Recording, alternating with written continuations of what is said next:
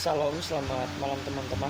Malam hari ini saya ingin berbagi sedikit renungan bagaimana ketika hari-hari ini kita mengalami masa-masa sulit ya, di mana banyak orang bergumul dengan kehidupan mereka, baik di dalam perekonomian ya, hubungan sosial.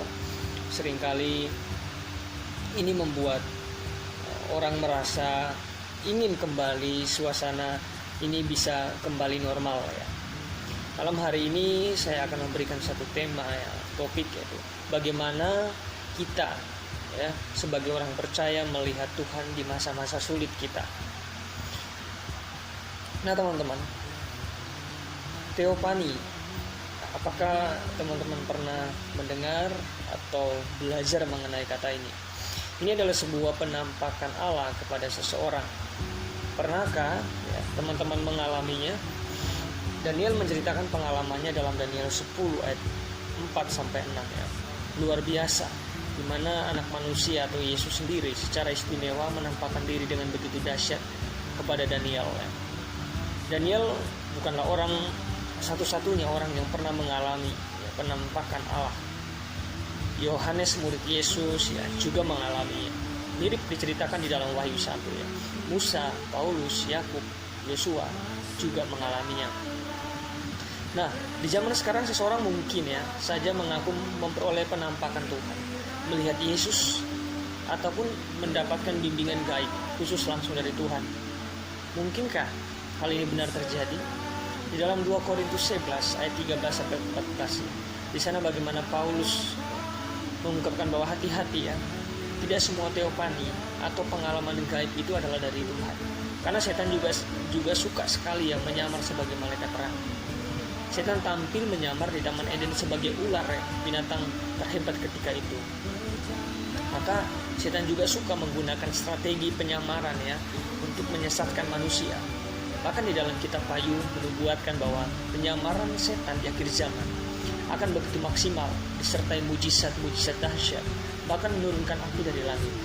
Nah teman-teman, api adalah salah satu tanda kehadiran Allah. Itu berarti keberadaan Allah yang hebat akan ditiru setan untuk menyesatkan manusia. Nah bagaimana ya kita bisa melihat cara kerja di tanduk kecil ya Daniel 7 dan 8. Bagaimana kita tahu membedakan bahwa dari mana itu berasalnya dari Tuhan atau dari setan? Kita akan melihat dari beberapa ciri berikut. Yang pertama, kehadiran yang menindas sesama, keluarga, jemaat, dan tetangga. Yang kedua, kehadirannya mendorong angkuhan manusia merasa sebagai Allah. Yang ketiga, kehadirannya merobohkan perbaktian yang benar. Yang keempat, kehadirannya merendahkan Yesus sebagai juru selamat dunia. Dan yang kelima, kehadirannya menghempaskan kebenaran-kebenaran firman Tuhan. Di Daniel 10 ayat yang ke-8, dari pengalaman teofaninya dikatakan, ketika aku melihat penglihatan yang besar itu, ya, hilanglah kekuatanku. Nah saudara, perhatikan ya Daniel, sebut pengalamannya melihat Yesus ya, adalah penglihatan besar. Sebelumnya di ayat 1 ya, Daniel mendapat firman tentang kesusahan besar. Artinya Tuhan menampakkan dirinya kepada Daniel untuk menegaskan bahwa dalam konteks pertentangan besar, kesusahan besar apapun, dan dimanapun itu terjadi dalam kehidupan umat Allah, bahkan bertindak untuk menyelamatkan kita menuju kesejahteraan yang kekal. Kiranya ini menjadi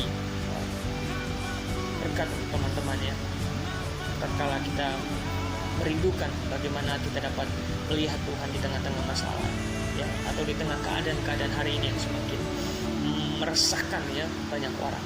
Namun kita perlu percaya bahwa Tuhan hadir dekat di dalam kehidupan kita. Dia memantau, dia mendukung, ikut bergumul, dan bahkan bertindak untuk menyelamatkan kita menuju kesejahteraan kekal. Tuhan Yesus memberkati.